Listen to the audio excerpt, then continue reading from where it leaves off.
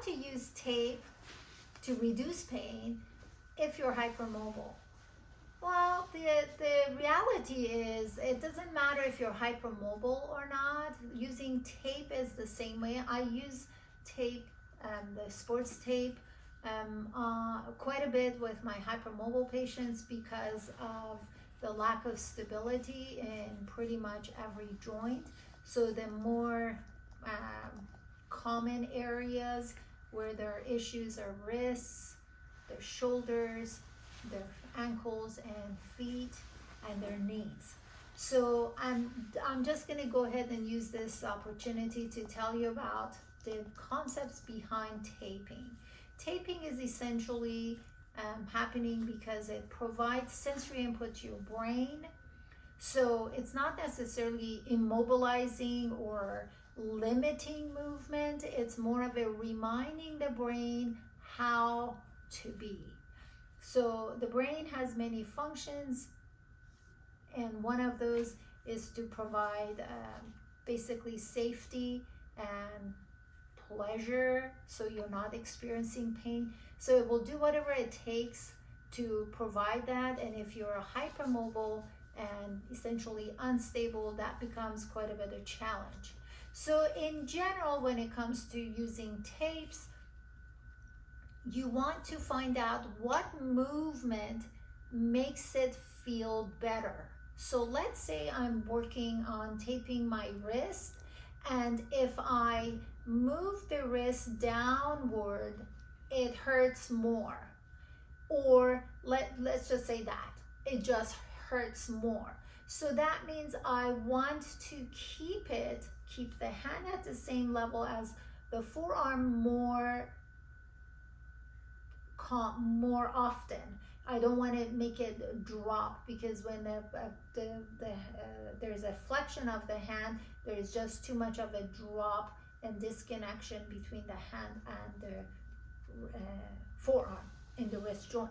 So what I want to do is I just want to bring this up. So if I want to bring it up, then I'm going to use a tape from the direction that it starts. Start with the area that you have issues with and go in the direction you want to go. So I don't want to be bringing it up.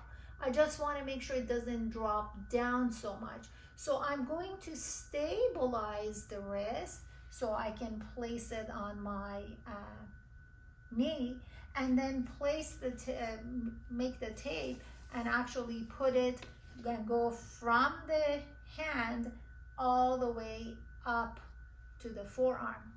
Sometimes there is this rotation that takes place. So let's say if it tends to rotate down and outward like so, I want to tape it in the direction that's neutral, but make the tape go in an outward, go up and diagonal. So start from the thumb and go diagonal towards the elbow on the forearm. So just wanted to, it depends on the joint. Like on the shoulder joint, sometimes there's a bursa issue. So it depends on the anatomy and what the goal is. Sometimes it's a stability or lack of stability of the joint that causes pain. Sometimes it's the bursa that's causing pain. So the taping method changes depending on what is going on. What I showed you was for the areas where there is lack of stability. So we want to stabilize the joint in a better way. So in that wrist situation that I showed you, I always like taping around the wrist itself. Now when it comes to hypermobility and my bendy population, I actually, there's a process in that we tweak it depending on the input that the patient gives me. So let's say we tape it a certain way, and then the patient says, oh, it felt like it was good, but I felt like it would have been nicer if I could do this. So then I factor in that new method using the same principles to customize the taping. Anyway, this is essentially it. I hope that it helped you. If you have any questions, make sure you use one of the methods of contact in the description box. And if you are a bendy person, please make sure you see a provider who just doesn't know about hypermobility, but actually treats hypermobility, because everything's a little bit different in you. I hope that this helped. Until next time, take care.